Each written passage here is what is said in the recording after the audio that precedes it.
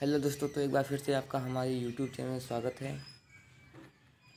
आशा करता हूँ कि आप लोग जहाँ भी होंगे सुरक्षित होंगे। तो जैसा कि मैंने आपको पिछले 2 वीडियो में प्रकाश के बारे में बताया, प्रकाश की परावर्तन तथा परावर्तन के नियम, उसके प्रकारों के बारे में मैंने आपको बताया। तो आज हमारा नया टॉपिक है जो कि है हमारा प्रतिबिंब। आज हम प्रतिबिंब के बारे में जानेंगे। प्रतिबिंब किसे कहते हैं और प्रतिबिंब कितने प्रकार के होते हैं और आभासी तथा वास्तविक प्रतिबिंब के बीच अंतर, इसके बारे में हम आज डिटेल डिस्कस करेंगे। तो चलिए वीडियो को शुरू करते हैं हम। तो मैंने इससे पहले की वीडियो में मैंने आपको क्या क्या बताया, प्रकाश के बारे में बताया। प्रकाश क्या है, प्रकाश के गुण, प्रकाश की किरणें या प्रकाश का परावर्तन और परावर्तन के प्रकार और परावर्तन के नियम। चलिए अब इसके बाद आगे बढ़ते हैं हम। तीसरा, तो यहाँ पर हमें क्या पढ़ना है, प्रतिबिंब किसे कहते हैं, इसके बारे में हम जानेंगे। तो यहाँ पर मैं आपको एक चित्र के माध्यम से समझाऊंगा।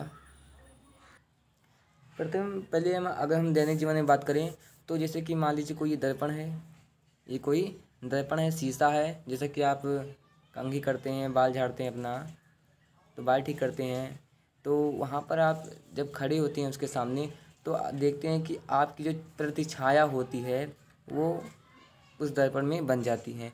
जो ये प्रतिछाया बनती है उसी को हम क्या कहते हैं, प्रतिबिंब कहते हैं। समझ में आ गया। दैनिक जीवन की बात कर रहा हूँ मैं। इसके बाद मैं आपको भौतिक मतलब स्टैंडर्ड फॉर्म में बताऊंगा कि प्रतिबिंब किसे कहते हैं। तो पहले आप देखिए, यहाँ पे कोई दर्पण है। अगर कोई भी व्यक्ति दर्पण के सामने खड़ा होता है तो उसकी जो छाया है वो उस पर क्या बन जाती है, जिसे हम क्या कहते हैं, प्रतिबिंब कहते हैं। इतना क्लियर हो गया। चलिए अब अगर हम बात करें जो मेन परिभाषा है प्रतिबिंब की, उसके बारे में। यहाँ पर मान लीजिए कोई दर्पण है। दर्पण मैं आपको आगे के सिलेबस में बताऊँगा। इसी चैप्टर में आपका दर्पण आता है, उसके बारे में मैं आगे डिटेल डिस्कस करूँगा। तो पहले आप केवल प्रतिबिंब को समझाने के लिए मैंने इसे उदाहरण लिया है। चलिए केवल समझने का प्रयास कीजिए। मान लीजिए कोई वस्तु ए बी है, दर्पण के सामने कोई वस्तु ए बी रखा गया है, ये ए बी है। अब प्रतिबिंब को परिभाषित कैसे करेंगे कि वस्तु के किसी बिंदु से, ये वस्तु ए बी है और उसके किसी बिंदु, मतलब कौन से बिंदु, बी से निकलने रही है। देखिए 2 प्रकाश किरणें निकल रही हैं और कौन बिंदु से निकल रही हैं, बी बिंदु से। तो किसी वस्तु के, ए बी वस्तु है, किसी वस्तु के किसी बिंदु से निकलने वाली प्रकाश की किरणें, यहाँ से 2 प्रकाश की किरणें निकल रही है, निकलने वाली प्रकाश की किरणें दर्पण से परावर्तन के पश्चात, अब यहाँ पर जब दर्पण से टकराएंगे तो उसका परावर्तन होगा।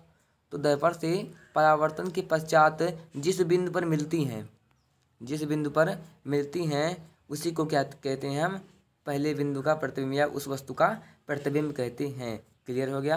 चलिए एक बार फिर से मैं आपको समझा दे रहा हूँ। यहाँ पर देखिए, फिर से एक बार समझ लीजिए अगर जिसको समझ में ना आया हो। यहाँ पर ए बी कोई वस्तु है, हम लोग जानते हैं कि दर्पण के सामने कोई वस्तु रखा गया है, ए बी।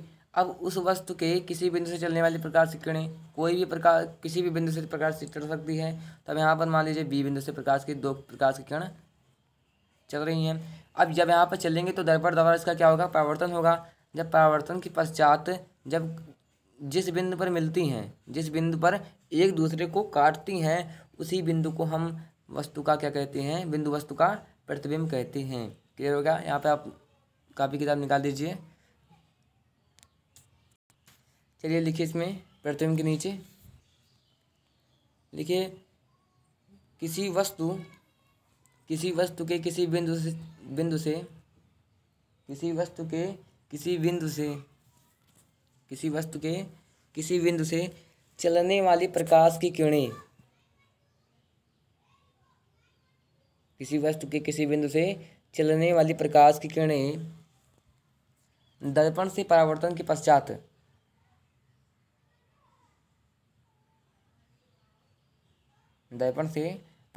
पश्चात जिस बिंदु पर मिलती हैं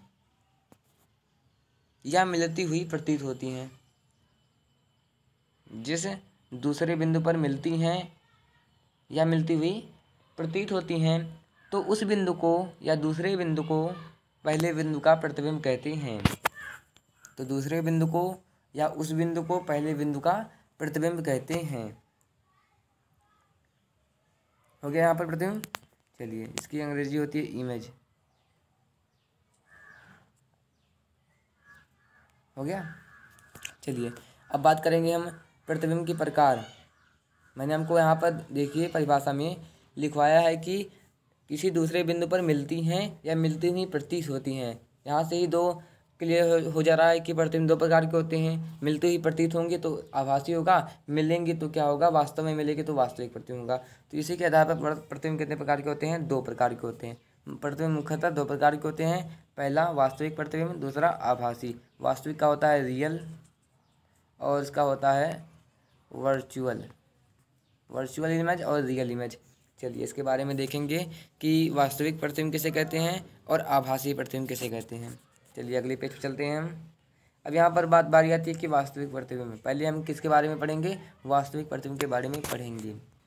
चलिए जैसा कि मैंने आपको जिस फिगर के माध्यम से आपको मैंने प्रतिबिंब बताया था, उसी माध्यम से आप वास्तविक प्रतिबिंब देख लीजिए कि वस्तु के किसी बिंदु से चलने वाली प्रकाश की किरणें जब एक दूसरे को वास्तव में काटती हैं, निकलने वाले परावर्तन के पश्चात जब एक दूसरे को वास्तव में काटती हैं, वास्तविक है ना, तो यहाँ पर वास्तव में काटेगी, वास्तव में प्रतिच्छेद करेगी, तो उस बिंदु को पहले बिंदु का क्या कहेंगे? हम वास्तविक प्रतिबिंब कहेंगे। क्लियर हो गया? यहाँ पर वास्तविक के प्रतिबिंब के अंतर्गत लिखिए रियल इमेज। चलिए लिखिए जल्दी।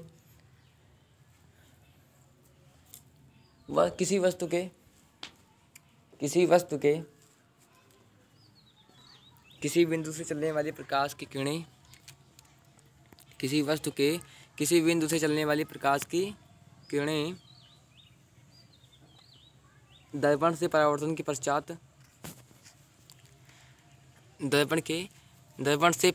पश्चात यदि एक दूसरे को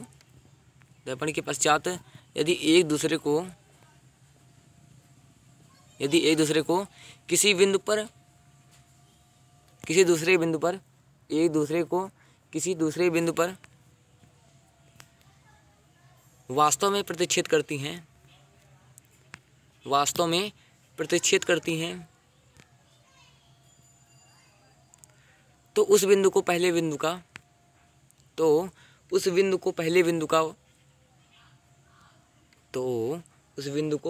का वास्तविक प्रतिबिंब कहते हैं। चलिए इसके बाद आगे बढ़ते हैं। दूसरा प्रकार है हमारा आभासी प्रतिबिंब। इसमें हम आभासी के बारे में पढ़ेंगे। आभासी प्रतिबिंब किसे कहते हैं? तो चलिए इसको मैं एक चित्र के माध्यम से आपको समझा रहा हूँ। तो इसको मैं अपने हाथ से चित्र बनाऊंगा। रुकिए थोड़ा सा। यहाँ पर मान लीजिए कोई ये दर्पण है, उत्तर दर्पण मान लीजिए ले रहे हैं, इसका बिंदु P है, ये F C, और यहाँ पर कोई वस्तु रखी गई है। हमें इस वस्तु का प्रतिबिंब पाना है। तो इस पर देखेंगे हम कि वस्तु का प्रतिबिंब कैसा है, आभासी है कि वास्तविक है। चलिए तो यहाँ पर प्रतिबिंब की परिभाषा क्या थी कि वस्तु के किसी बिंदु से, मान लीजिए बिंदु ए से निकाल रहे हैं हम, वस्तु के किसी बिंदु से चलने वाली प्रकाश की किरणें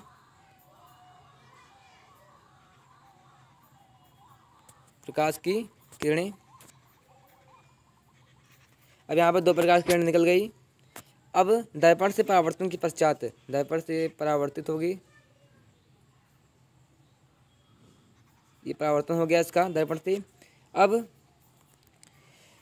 अब देखेंगे कि ये दोनों प्रकाश के दिशा देखिए एक दूसरे के विपरीत दिशा में जा रही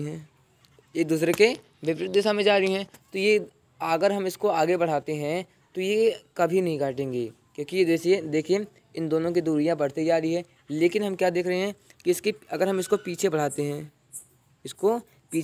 हैं तो ये एक दूसरे को इस बिंदु पर कट कर रहा है।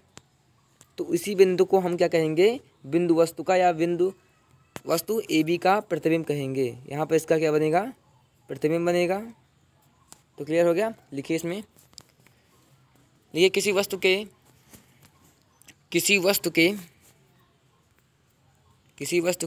किसी बिंदु से चलने वाली प्रकाश की किरणें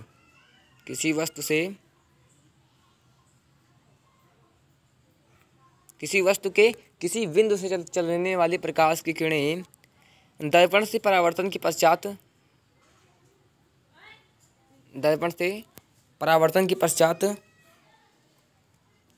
पश्चात यदि एक दूसरे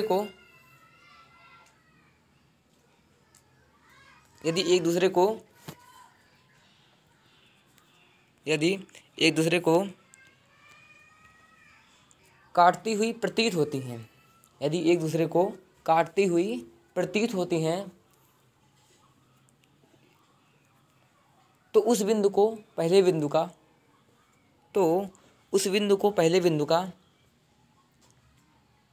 आभासी प्रतिबिंब कहते हैं। तो उस बिंदु को पहले बिंदु का वास्तविक आभासी प्रतिबिंब कहते हैं। इसको होता है वर्चुअल इमेज। चलिए अब यहाँ पर देखेंगे कि हमने पढ़ा कि वास्तविक प्रतिबिंब और आभासी प्रतिबिंब किसे कहते हैं, क्या होता है। अब हम देखेंगे कि इनके बीच में अंतर क्या होता है। चलिए अब हम यहाँ पर देखेंगे कि वास्तविक प्रतिबिंब और आभासी प्रतिबिंब में अंतर क्या है। यहाँ पर हमने 2 ही अंतर होते हैं, मेन जो होते हैं अंतर 2 ही होते हैं।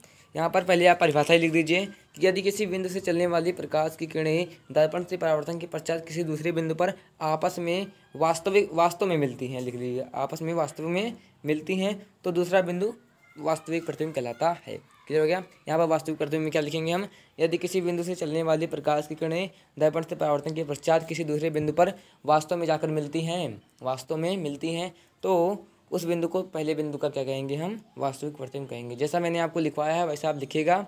और आभासी में क्या लिखेंगे, जैसे मैंने आपको आभासी में परिभाषा लिखाया, अब केवल परिभाषा दोनों लिख लीजिएगा, पहला अंतर हो जाएगा। अब दूसरा अंतर क्या होगा कि वास्तविक प्रतिबिंब को पर्दे पर प्राप्त किया जा सकता है, जबकि आभासी प्रतिबिंब को पर्दे पर नहीं प्राप्त किया जा सकता है, क्योंकि यह दर्पण के पीछे बनता है। अब देखिए दर्पण बनता है तो यहाँ पर दर्पण के आर पार कोई प्रकाश किरण नहीं जा पाती है, दर्पण के उस पार कोई प्रकाश किरण नहीं जा पाती है। तो हम यहाँ पर कल्पना करते हैं कि वहाँ पर किसी वस्तु का प्रतिबिंब बनता होगा। तो यहाँ पर वास्तव में नहीं बन रहा है, तो यहाँ पर इसे पर्दे पर प्राप्त नहीं किया जा सकता है। चलिए आज के लिए बस इतना ही, फिर से मिलेंगे आपको अगली वीडियो में। तो अगला टॉपिक होगा हमारा दर्पण, लास्ट टॉपिक हमारा रहेगा इस चैप्टर का दर्पण। चलिए आज के लिए बस इतना तैयार करते रहिए और नोट्स बनाकर ग्रुप में भेजते रहिए, ताकि मैं भी देखूं कि आप लोग पढ़ाई कर रहे हैं या नहीं। चलिए।